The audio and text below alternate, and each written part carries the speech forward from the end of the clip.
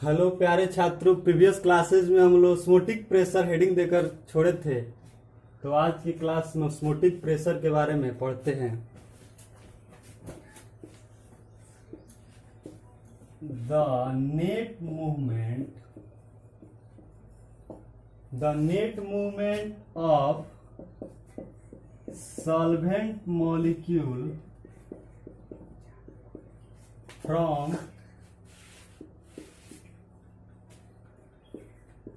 solvent to solution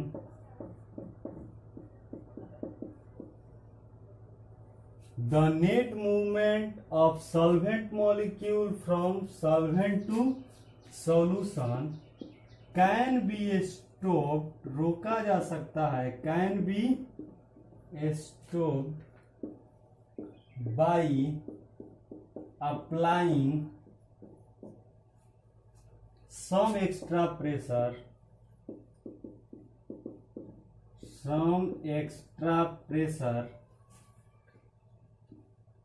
over solution side।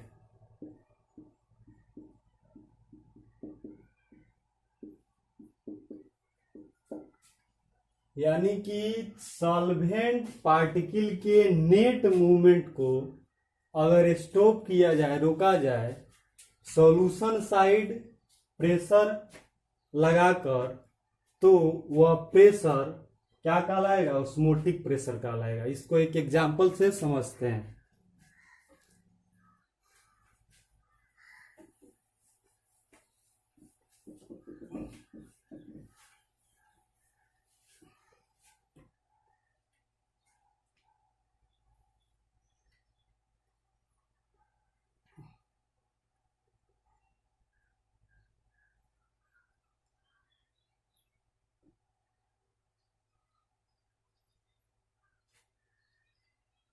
यहाँ पर दो बॉक्स है, बॉक्स 1 में सॉल्यूशन है और बॉक्स 2 में सॉल्वेंट है, प्योर सॉल्वेंट।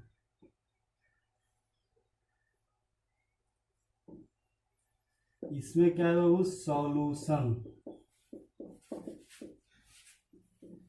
और ये है सॉल्वेंट, शुद्ध विलायक, प्योर सॉल्वेंट।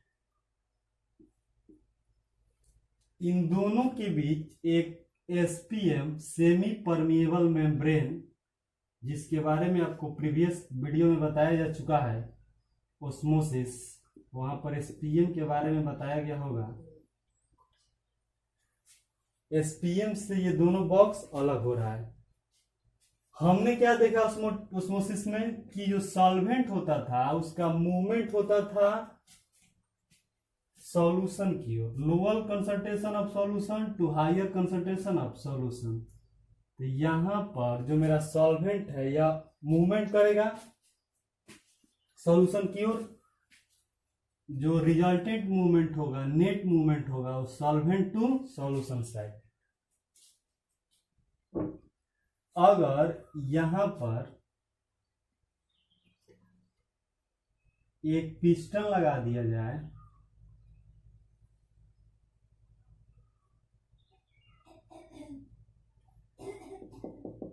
ये क्या है मेरा? Piston.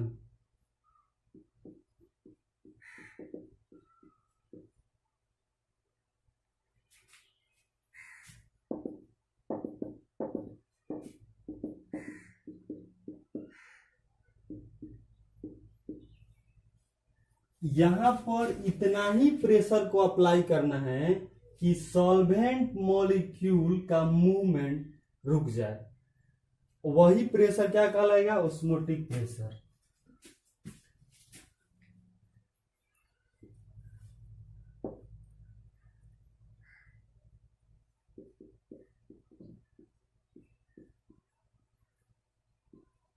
This extra pressure which stops the movement of solvent molecule from solvent side to solution side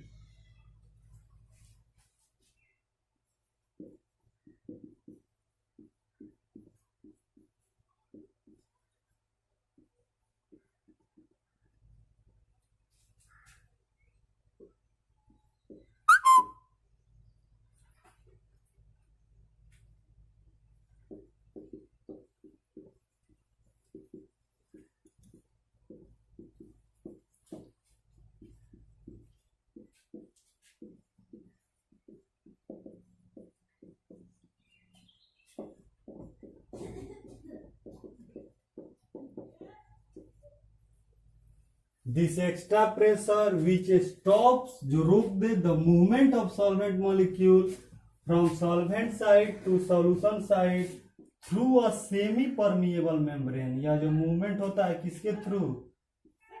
through a semipermeable membrane, SPM. SPM के एग्जांपल आप लोग को बताया गया होगा, copper ferrous cyanide, animal membrane.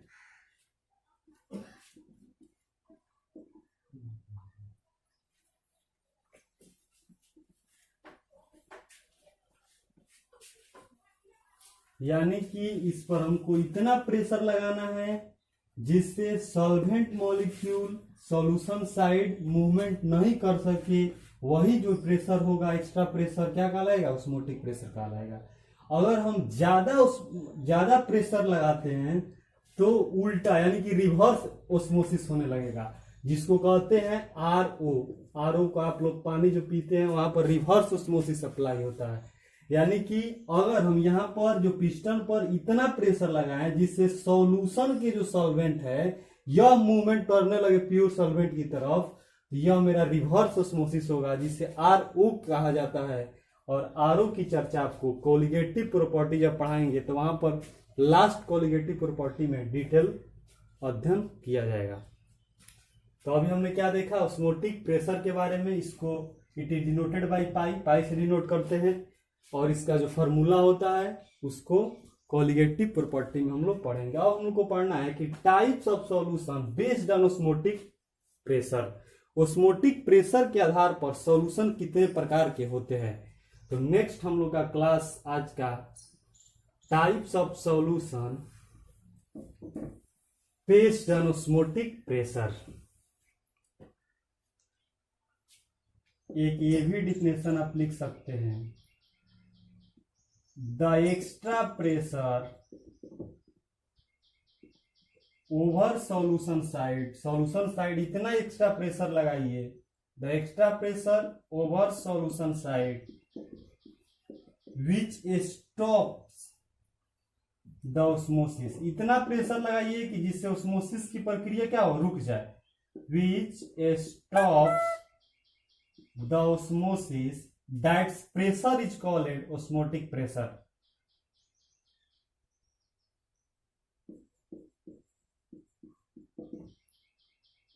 That's pressure is called, ये छोटा सा definition, that's pressure is called osmotic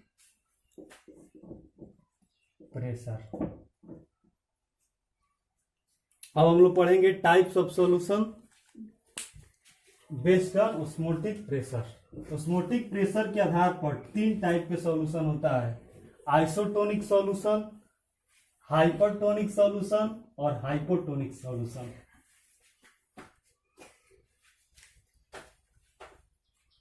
first होगा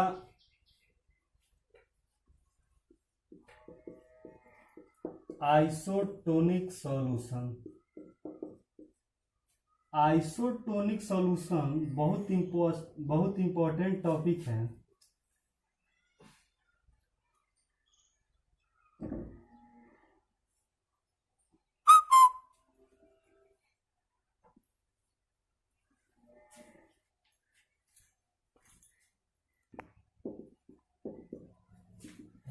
टू कर दो, दूसरा पार्ट में बन जाएगा। देखिए, two solution having same osmotic pressure that is called isotonic solution. 2 ठो सॉल्यूशन हो, ऐसा सॉल्यूशन जिसका ऑस्मोटिक प्रेशर क्या हो? समान हो, तो उन दोनों सॉल्यूशन को क्या बोलेंगे? Isotonic solution. आप ऐसे भी बोल सकते हैं कि वैसे विलयन जिसका परासरण दाब रिफरेंस सॉल्यूशन के परासरण दाब के बराबर होता है उसे समपरासी यानी कि आइसोटोनिक सॉल्यूशन, समपरासी विलयन कहा जाता है। इसका एक इंपॉर्टेंट नोट यहां पर बनता है कि मोलर सांद्रण, जिसको मोलारिटी आप लोग 11th क्लास में पढ़े होंगे, बराबर होता है। अगर कहा जाए कि फर्स्ट सॉल्यूशन का मोलारिटी 0.5 m है, इट मीन्स जो दूसरा सॉल्यूशन होगा उसका भी मोलारिटी कितना होगा? 0.5 m। तब वो आपस में क्या कहलाएगा? Isotonic solution. यानी कि वैसा सॉल्यूशन जिसका कंसंट्रेशन क्या हो? आपस में बराबर हो। उसे भी क्या कहते हैं, आइसोटोनिक सॉल्यूशन कहते हैं। या जिसका मोलर सांद्रण बराबर हो, मोलारिटी समान हो, उसको क्या कहेंगे, आइसोटोनिक सॉल्यूशन कहेंगे। आपको पता होना चाहिए कि जो डॉक्टर इंजेक्शन इंजेक्ट करता है वो भी आइसोटोनिक होता है। नेक्स्ट टॉपिक हम लोग पढ़ेंगे। यही आइसोटोनिक को कुछ बुक दो पार्ट में बांट देता है, hypertonic solution and hypotonic solution, या दूसरा टाइप बन जाएगा हाइपरटोनिक सॉल्यूशन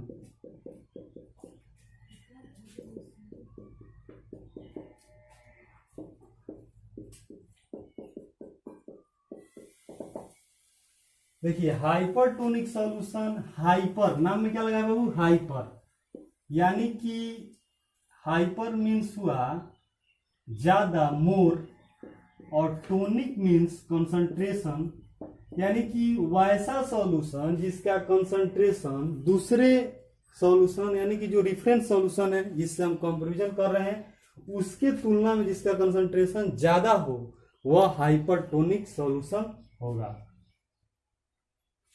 या वैसा सॉल्यूशन जिसका परासरण दाब रिफरेंस सॉल्यूशन से अधिक हो उसे क्या कहेंगे, हाइपरटोनिक सॉल्यूशन कहेंगे। जैसे में हमने एक सॉल्यूशन लिया, यह हाइपरटोनिक है, यानी इट मीन्स इसका कंसंट्रेशन जो होगा क्या होगा, ज्यादा होगा दूसरे सॉल्यूशन के कंपैरिजन में। अगर इस सॉल्यूशन में हम आरबीसी, रेड ब्लड सेल को डिप कर दे, रख दे, डाल दे, क्वेश्चन एराइज होता है कि क्या होता है जब किसी हाइपरटोनिक सॉल्यूशन में ब्लड सेल या आरबीसी को रखा जाता है, डाला जाता है। तो आप according to principle of osmosis, osmosis के प्रिंसिपल के अनुसार आप जानते हैं कि the movement of solvent molecule from lower concentration of solution to higher concentration of solution. तो हायर कंसंट्रेशन सॉल्यूशन कौन है, ये मेरा सॉल्यूशन हाइपरटोनिक है, इसका कंसंट्रेशन ज्यादा है। और जो हम लिए हैं ब्लड सेल, इसमें वाटर मॉलिक्यूल होंगे और कुछ अदर मॉलिक्यूल भी होंगे, और उनका कंसंट्रेशन हमारे हाइपरटोनिक सॉल्यूशन के कंसंट्रेशन से क्या होगा, कम होगा। यानी कि इसमें का जो वाटर मॉलिक्यूल होंगे यह हमारे ओवर साइड यानी जो हाइपरटोनिक सॉल्यूशन है इसको क्या करने लगेंगे, मूवमेंट करने लगेंगे, जिससे इस आरबीसी का साइज क्या होने लगेगा, श्रिंकेज होने लगेगा, इट मीन छोटा होने लगेगा। यहाँ पर एक हमने बात देखा, अगर हाइपरटोनिक सॉल्यूशन में किसी सब्सटेंस को, ऑब्जेक्ट को डिप करते हैं, रखते हैं, तो उसमें उस ऑब्जेक्ट, उस सब्सटेंस का साइज क्या होने लगेगा, छोटा होने लगेगा। क्यों छोटा होने लगेगा, क्योंकि ऑस्मोसिस का नियम पढ़े हम लोग। ऑस्मोसिस के अनुसार क्या होता है, the movement of solvent molecule from lower concentration of solution to higher concentration of solution, जिससे ये जो मेरा सेल है इसमें का जो वाटर मॉलिक्यूल, अदर मॉलिक्यूल है, जिसका कंसंट्रेशन हमारे हाइपरटोनिक सॉल्यूशन से कम है, ये मूवमेंट करने लगेगा हमारे हाइपरटोनिक सॉल्यूशन की ओर।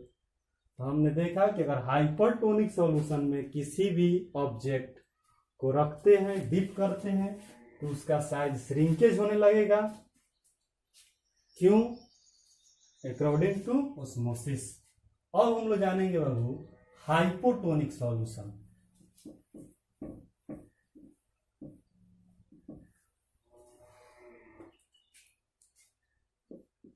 हाइपोटोनिक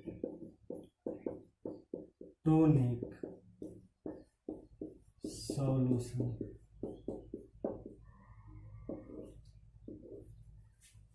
हाइपोटोनिक का मतलब हुआ कि वैसा सॉल्यूशन जिसका कंसंट्रेशन हमारे रेफरेंस सॉल्यूशन, हमारे द्वारा लिए गए सॉल्यूशन के कंसंट्रेशन से कम हो, तो क्या कहलाएगा, हाइपोटोनिक सॉल्यूशन। यानी कि यहाँ पर हमने जो सॉल्यूशन लिया है इसका कंसंट्रेशन हमारे रेफरेंस सॉल्यूशन की तुलना में क्या होगा बाबू, कम होगा, तो यह उसके साथ हाइपोटोनिक सॉल्यूशन कहलाएगा। क्वेश्चन एराइज होता है कि अगर हाइपोटोनिक सॉल्यूशन में अगर हम किसी सबस्टेंस, किसी ऑब्जेक्ट को डिप करें, रखे, तो क्या होगा। तो आप जानते हैं कि इसका कंसंट्रेशन जो है कम है, लेस है, इसमें आप अगर हम आरबीसी को ब्लड सेल को अगर रखें तो according to osmosis lower concentration of solution to higher concentration of solution, यानी कि जो मेरा आरबीसी है इसमें का जो वाटर मॉलिक्यूल या अदर मॉलिक्यूल है उसमें स्वेल अप होने लगेगा। क्या होने लगेगा? स्वेल अप होने लगेगा, यानी साइज उसका क्या हो जाएगा? वो बड़ा हो जाएगा। क्यों बड़ा होगा? कि ऑस्मोसिस के अनुसार हम लोग जानते हैं तब मेरा जो हायर कंसंट्रेशन ऑफ सॉल्यूशन है ब्लड मॉलिक्यूल है, और ब्लड मॉलिक्यूल के तरफ किसका मूवमेंट होगा? जो हम सॉल्यूशन लिए हैं इसमें के जो पार्टिकल है इसका मूवमेंट होगा, जिससे यह क्या होने लगेगा? स्वेल अप होने लगेगा। आपने किशमिश या अंगूर के बारे में देखे होंगे, वो भी फूल जाता है जब पानी में। तो ये मेरा हो गया हाइपोटोनिक सॉल्यूशन का एग्जांपल। तो हमने आज के क्लास में ऑस्मोटिक प्रेशर पढ़े।